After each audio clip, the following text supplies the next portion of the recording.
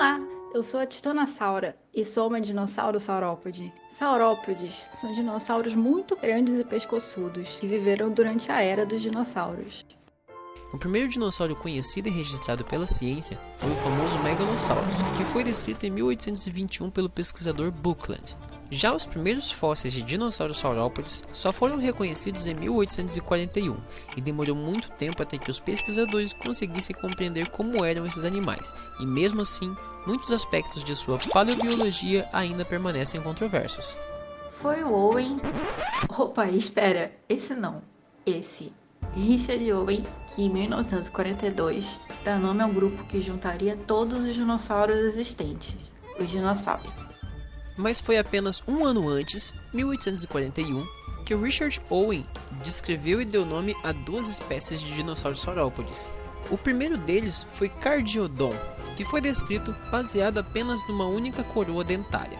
Mas foi com a segunda espécie, batizada de Cetiosaurus, que a verdadeira história dos dinossauros saurópodes teve início. Richard Owen utilizou uma grande variedade de espécimes de 6 localidades diferentes para determinar o novo saurópode chamado de Cetiosauro, mas os materiais, constituídos de vértebras caudais e alguns fragmentos de ossos longos, como por exemplo fêmur, tíbia, fíbula, etc., eram muito fragmentados.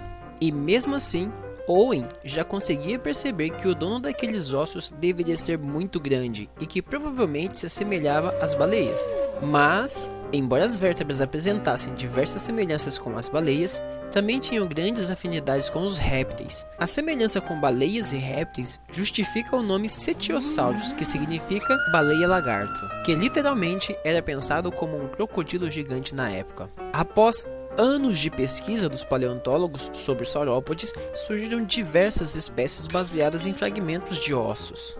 Mas foi a Guerra dos Ossos, protagonizada pelos paleontólogos Othniel Charles Marsh e seu rival Edward Trinker Cope, que catapultou as descobertas e descrições de muitas espécies de saurópodes, como por exemplo o apatossauro, e também do famoso Brontosaurus, descrito por Marsh em 1877, mas que depois foi reconhecido como sendo um apatosaurus mesmo.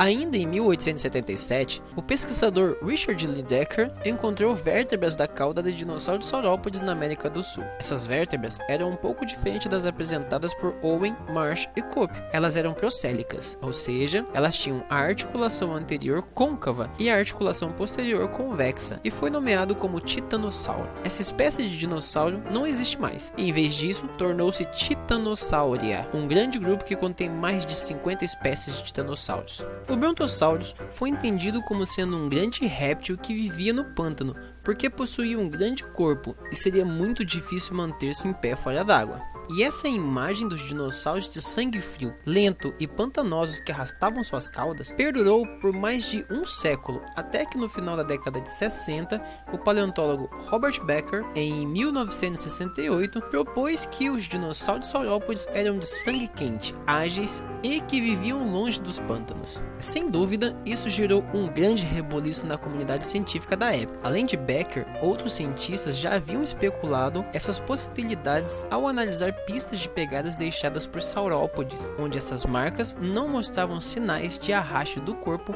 ou da cauda no chão. Com o debate sobre a terrestrialidade dos saurópodes efetivamente resolvida em meados da década de 80, os paleontólogos se concentravam em temas como a postura e a flexibilidade do pescoço.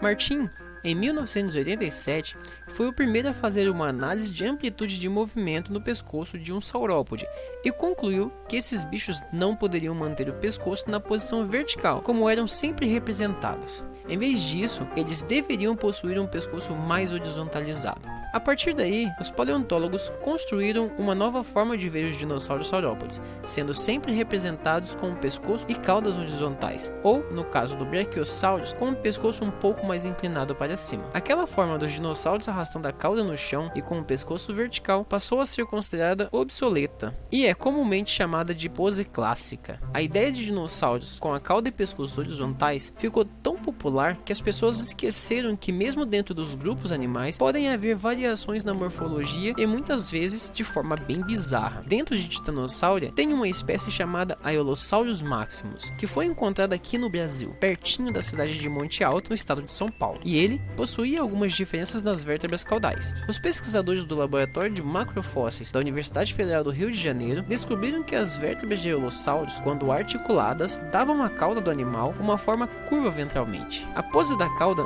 não seria horizontal, como atualmente é considerado para os saurópodes, e sim parecida com a pose clássica, onde a cauda era curva, mas não encostava no chão. Então é isso. Vocês conheceram um pouco mais sobre a minha história e dos meus parentes. Espero que tenham gostado e até a próxima! São mais de 175 anos de pesquisa sobre saurópodes e muitas questões ainda não foram respondidas. Ainda há muito que se descobrir e muita coisa para pesquisar.